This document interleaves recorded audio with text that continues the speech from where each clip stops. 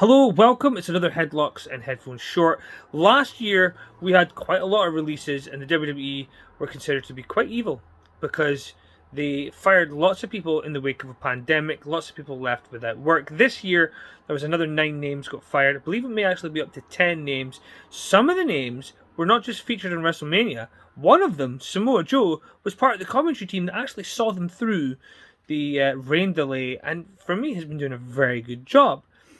For all the people who've been fired, most of them have not been regular talents on TV. Most of them have not been on TV for a while, particularly Bo Dallas, who they just have had nothing for. For him, this is probably the best call.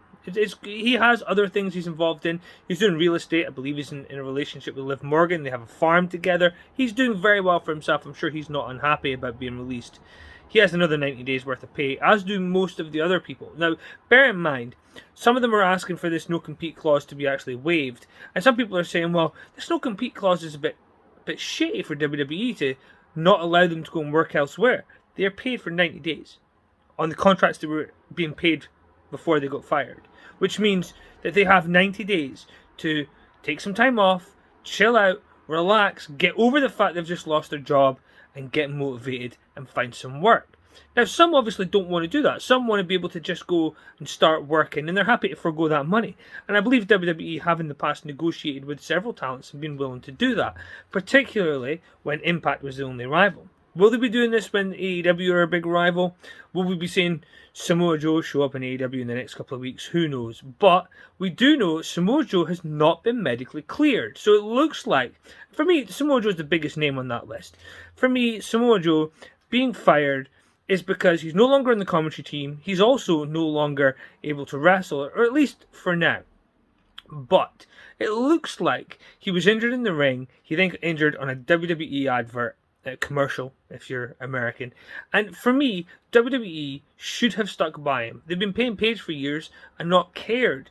They have done nothing with Paige in several years, which for me is a crying shame. They need to do something with Paige. I think she's somebody who could be a commentator. She could be showing up and doing training. She's been around the business long enough. She will have enough knowledge to pass on. But let's get back to the fact that Samoa Joe and several others were released.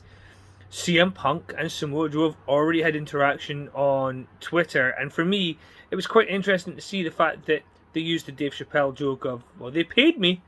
You know, for me, Samoa Joe's going to do well. He's going to survive. He's going to find work. Now, Samoa Joe, for me, if he shows up in AEW, he's just going to get lost in the shuffle. I know people are going to say, well, you don't like AEW. Well, actually, there's some of it I like, but some of it I really don't. But for me, him going to Japan is where his money will be, because he can go there, he can get himself back in physical shape, he can actually work his aggressive style and not have to be working the kind of regular schedule that AEW are going to require post-pandemic. No, I think AEW would be a good fit for him eventually, but I would love to see him in Japan, because all of the 5-star matches that Kenny Omega had, Samoa Joe can go in there and have as well. And for me, I'd be very entertained to see those. Now, for some people, the two that shocked them most in terms of who was released were the Iconics. Now, for me, it was Samoa Joe, but for others, it was the Iconics. Now, when Billie Kay was released, it's like, well, she's kind of goofy, kind of humorous and comedy act, but I would have kept her around. That resume thing was quite hilarious, particularly at the Royal Rumble. I thought it was hilarious when she was handing people a resume and people were kind of disregarding her. There was some entertainment and comedy value there. The one out of the two of them that really did bother me was Peyton Royce. Somebody who they told, well, when we split you and Billie Kay up, there's going to be a push for you guys.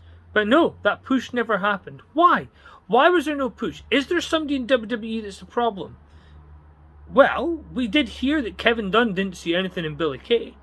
And for me, I think that comes down to what the problem is. Jim Cornette said several years ago, when WWE would sack people every year in big groups, and the most common reason would be creative has nothing for you. Well, if you keep coming out with the same excuse, creative has nothing for you, perhaps sack creative.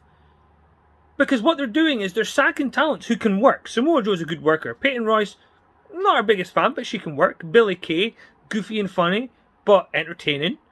And then you look down that list of other people, and you go, wait, Velveteen Dream still has a job? Wait a second, Tony Nese still has a job? I know several people are fans of Kalisto, my wife being one. The producer Zoe Styles is a fan of Kalisto, and Kalisto's somebody who at one point they thought was going to be the new Rey Mysterio. I think they have the new Rey Mysterio in Dominic. I think when you look at what the WWE have right now, they have a touring roster without the tours, and that's costing them a lot of money. I think when they do start tours again, which they've just said, SummerSlam's their deadline for touring. When they do start tours again, I believe that we're going to see lots more integration for the NXT stars, and we're going to see the opportunity for some of those guys to actually show what they can do. I'm intrigued of what's going to happen when live shows start again, but I have heard that more talent are going to be released in the coming weeks. So hopefully it's people who actually are up for it, people who want to be released, want to go out there and do other things. It's never a good thing when people lose their job, and quite frankly, I'm not happy that anybody's lost their job. I think some people will be happy. Samoa Joe is probably looking at it thinking, well, I was here longer than I thought I'd be. I got pushed more than I thought I'd be, but he has been a bit injury prone the last couple of years. And every time they put money into him, he's got injured and they've had to pull back. So maybe it's the best thing for everybody all around. Joe can go and work somewhere else. WWE can put their efforts into pushing the same three guys they've been pushing down our throats for the past few years. So any wonder I keep feeling like WWE are in reset mode. Every time they release guys, I think, and when I say guys, I mean guys as in the collective. I'm not being gendered. But every time they release guys, I think to myself, do you know what? This might be the reset they need. There's certainly talent underneath that have the desire to work. So thin the herd a little bit, and maybe, just maybe, we'll see something a bit better than what we've been getting for a while. I have to hope that WWE are capable of more than what they're doing right now. They have to be, right? They just have to be, because it's been awful recently.